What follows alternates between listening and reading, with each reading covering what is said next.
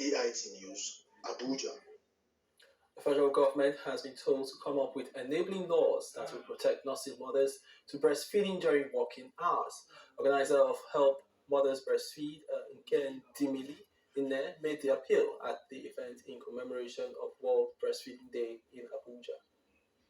Nursing mothers have been repeatedly advised to breastfeed their children for a minimum of 1 year.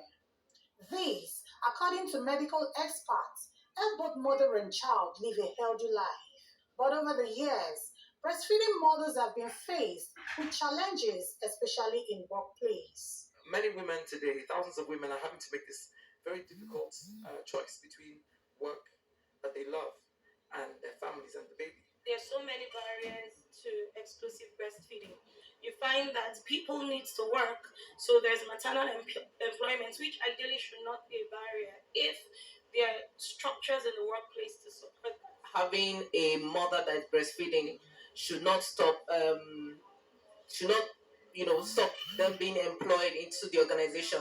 The women want government to come up with laws and policies that will allow women breastfeed and still retain their jobs. The government at large, I would say that it's just to get policies that are more breastfeeding friendly. Once the government steps in, it makes it very easy for organizations to implement, because the government is the law. They make these laws and then we organizations implement. NLC, for instance, they have a lot to do when it comes to this. Once those laws and those policies are in place, then we start looking at implementation. We'll also be advocating for organizations to put up safe place environment that will be hygienic enough for mothers to breastfeed their child. And we think that employers, governments particularly, should be able to make this an easier choice for women to make. They need their employers, they need the income that they make, they enjoy the mental exercise they go through when they're at work and the value they're adding.